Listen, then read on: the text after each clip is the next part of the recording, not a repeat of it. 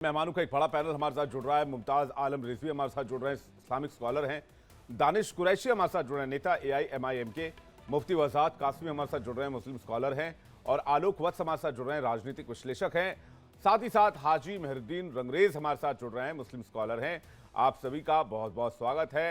आलोक वत्स जी, आपसे शुरुआत करूं मैं और इस मामले को समझने की कोशिश करूं, जहां एक तरफ मौलाना बरेलवी ये कह रहे हैं कि भाई आप सिर्फ इस बात पर विरोध मत कीजिए कि विरोध करना है, आप पहले देखिए समझिए चीजों को कि किस तरह से मौजूदा सरकार काम कर रही है, उसके बाद अपना विवेक लगाइए और फिर उसके बाद आप आगे वोट जाएं या किसी को समर्थन के लिए जाएं।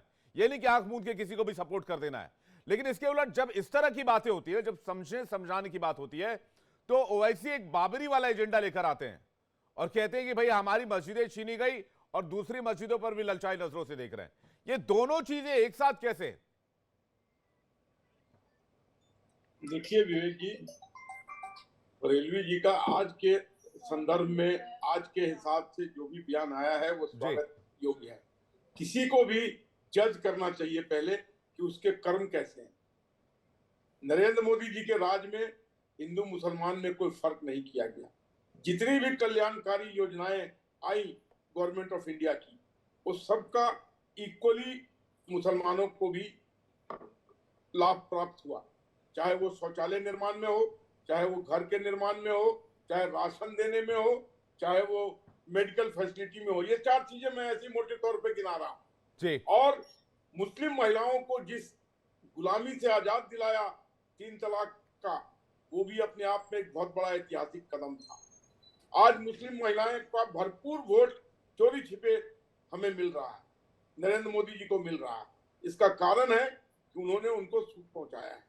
और आज जो ये लोग बाबरी मस्जिद को जिंदा रखने की बात करते हैं, ये सिर्फ अपना मतलब साधने के लिए बाबरी मस्जिद को जिंदा रखते हैं। नरेंद्र मोदी जी का बाबरी मस्जिद में या भारतीय जनता पार्टी का बाबरी मस्जिद में क्या हाथ था?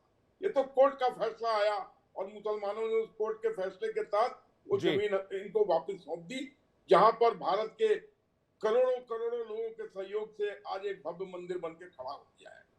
तो इसमें नरेंद्र मोदी जी का तो कोई हाथ नहीं, बीजेपी का तो कोई हाथ नहीं। हाँ, जो भी मस्जिद ये कह रहे थे कि अल्लाह का फरमान है कि मस्जिदों को बचाए रखना, बचाइए, किसने मना किया है?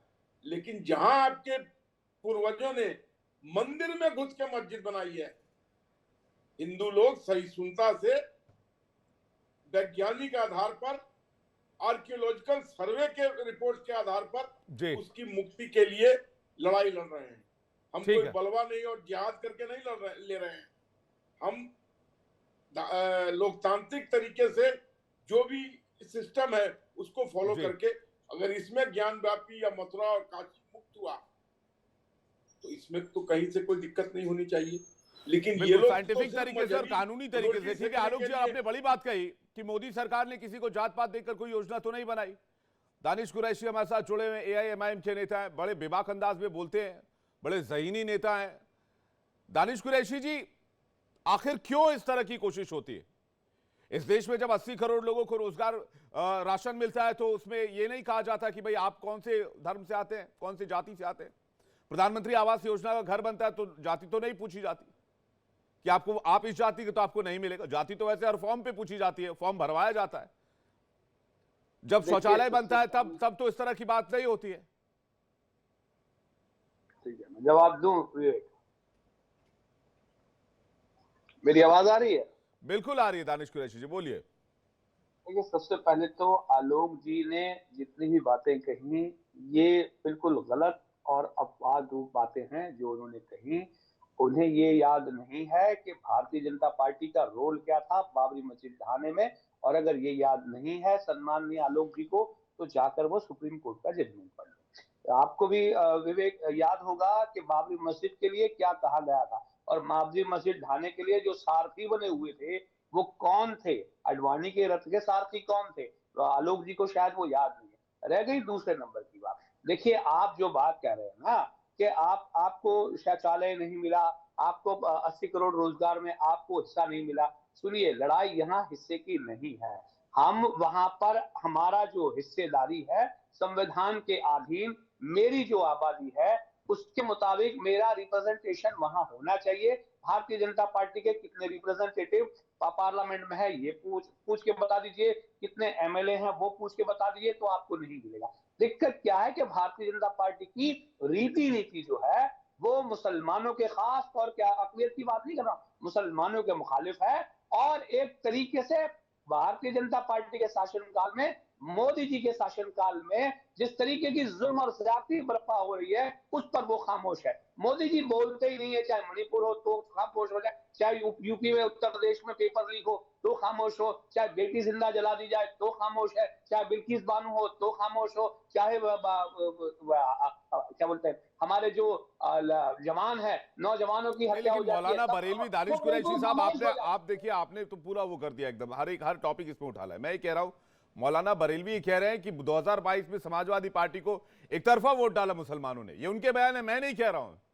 मैं आपको, आप चाहिए तो मैं दोबारा आपको सुनवा दूंगा। उन्होंने कहा कि एक तरफा वोट डाले, लेकिन एक भी रिप्रेजेंटेटिव नहीं गया उनकी तरफ से राज्यसभा में। ऐसा क्या है भाई?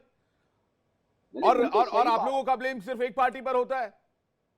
नहीं सुनिए, मैं आपको इसका जवाब दूं। देखिए, जो मौलाना साहब जो है ना जी, वो बहुत सारे मौलाना हैं अभी इस तरीके के जो आपको नजर आ जाएंगे, लेकिन दिक्कत यहाँ ये है, मुझे ये बताइए कि उन मौलाना साहब को चाहिए कि क्या आप लोकसभा में चुनाव लड़ने जा रहे हैं? नहीं लड़ने जा रहे हैं। क्या आप मोदी जी को उन्होंने खत लिख दिया कि मुसलमानों की 20% आबादी जो है इस देश की, उसके मुताबिक आप मेंबर ऑफ पार्लियामेंट के लिए कैंडिडेट देंगे? कैंडिडेट देंगे, जीतना हारना तो तकदीर की बात है, क्या कैंडिडेट अच्छा एक देंगे? बात बताइए, नहीं पूछ पाएंगे। ये सब नहीं बेचारे दानिश मजबूरी कुरैशी के जी, मारे नहीं नहीं, आपके रिप्रेजेंटेशन की बात ठीक है। मैं ये सवाल लेकर फिर बाकी मेहमानों के पास जा रहा हूं। अब मैं नोएडा से चुनाव लड़ना चाहता हूं एआईएमआईएम पार्टी की टिकट पर, और मुझे कहा जाए, मैं बोलूंगा कि मुझे रिप्रेजेंटेशन नहीं मिलता है, तो आप ये देखकर, मेरा चेहरा देखकर मुझे टिकट देंगे, मेरी जाति देखकर देंगे, या फिर मेरा वो देखकर, काम देखकर देंगे? आप बोलेंगे कि भाई आपका काम इतना है, आपका बेस इतना है, आपको इतने लोग जानते हैं, इतने लोग फॉलो करते हैं, आपका यहाँ के समाज में, यहाँ के लोकेलिटी में, यहाँ के एरिया में आपको लोग एज ए समाज सेवी जानते हैं, आप एक पॉपुलर आदमी है, तो आपके लिए कैंडिडेट बनता है। बिल्कुल। चलिए, मैं आपको एक बात बताऊं कि जब हमारे यहाँ 33% महिला आरक्षण लाया गया था, मुझे ये बताइए क्या हमारे हमारे देश की महिलाएं तैयार थी उस वक्त? नहीं थी, लेकिन हमने कोशिश की ना। अब 50% पे ले जाने की कोशिश हम कर रहे हैं ना। महिलाओं का देखिए 1947 से पहले का नहीं जो तो आप कह रहे हैं कि आबादी के हिसाब से आप लोगों को आरक्षण दे दिया जाए, सीटें अरे आरक्षित कर दी आरक्षण जाए। क्यों दे दिया जाए? मैं तो प्रोपोर्शनल रिप्रेजेंटेशन की बात कर रहा हूँ। आप प्रोपोर्शनल पे आइए ना। अरे भाई, तो काबिल कैंडिडेट मिलेगा तो कोई भी पार्टी टिकट देगी। दानिश कुरैशी जी, काबिल आदमी मिलेगा तो कोई भी पार्टी टिकट देगी। सुनिए, जी, यही बात है कि आपको एक भी मुसलमान काबिल नहीं मिला पूरे देश में।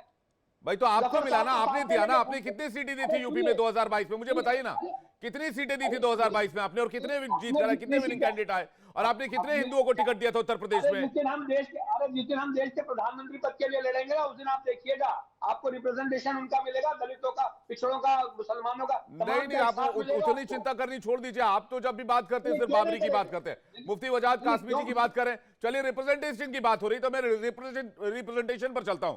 वजाद कासमी जी, क्या दिक्कत है? रिप्रेजेंटेशन अगर नहीं है तो कहीं ना कहीं बात होगी कि भाई आप जुड़ना नहीं चाहते, आप आना नहीं चाहते। मेरे भाई, ये लोग हैदराबाद में 7-8 सीटें लड़ाते हैं और उनमें टोटल ये मुस्लिम होते हैं। जिनकी पार्टी इत्तेहादुल मुस्लिमीन के नाम पर हो, वो यहाँ बैठकर सेकुलर बातें करते हुए अच्छे नहीं लगते। दूसरी बात यह है कि पिछले 50-60 सालों में मुसलमान लीडरशिप जो है वो बाबरी मस्जिद के ढांचे पर, शाहबानों की हड्डियों पर, इन पर राजनीति करती रही है। तो आज मोदी जी अगर 125 करोड़ देशियों को एक आंख से देखकर और सारी कल्याणकारी योजनाओं को बराबर देश में तकसीम कर देंगे, देखिए इंसाफ की यह है कि सबको पहुंच जाए।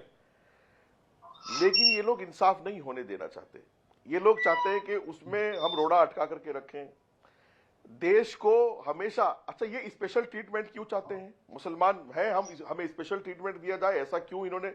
और ये मुसलमानों को रिजर्वेशन की बात करके कब तक लगड़ा लूला रखना चाहते हैं? कब तक मुसलमानों को ये नहीं बताएंगे कि तुम पढ़ोगे लिखोगे? तो अब मुझे ये बताइए कि इस साल सिविल सर्विसेज की जो एग्जाम हुए हैं और उसमें जो लड़के पास आउट हुए हैं, क्या उनमें कुछ कमी पड़ गई है? मुसलमान बच्चे जो काबिल थे वो खुद निकल करके आ गए हैं। नौकरियों में जहां जहां भी बात की जाएगी, जहां मुसलमान बच्चे काबिल थे, क्या उनको मोदी जी ने हाथ पकड़ के रोक दिया कि तुम मुसलमान हो, तुम परीक्षा में हिस्सा नहीं ले सकते, या तुम्हारे नंबर काटे जाते हैं मुसलमान होने के नाम पर? ये सब बकवास करने की बजाय देश को एक आंख से जो देखकर मोहब्बत के रास्ते पर चलाया गया और सारी योजनाएं बगैर किसी धर्म के आगे बढ़ी, ना हिंदू देखा, ना मुसलमान देखा, ना सिख देखा, ना ईसाई। जिसको जरूरत है राशन की वो राशन ले, जिसको जरूरत है घर की वो घर ले, जिसको जरूरत है आयुष्मान की वो आयुष्मान ले, जिसको जरूरत है चूल्हे की वो चूल्हा ले, यानी बगैर किसी भेदभाव के। भाई देश में क्यों ये माहौल रहे कि हम मजहब के नाम पर रिजर्वेशन देंगे, हम मजहब के नाम पर चूल्हे देंगे, हम मजहब के नाम पर टिकट देंगे, हम मजहब के नाम पर जो है वो ओहदे देंगे, मंत्री बनाएंगे? ये सब बकवास बात है।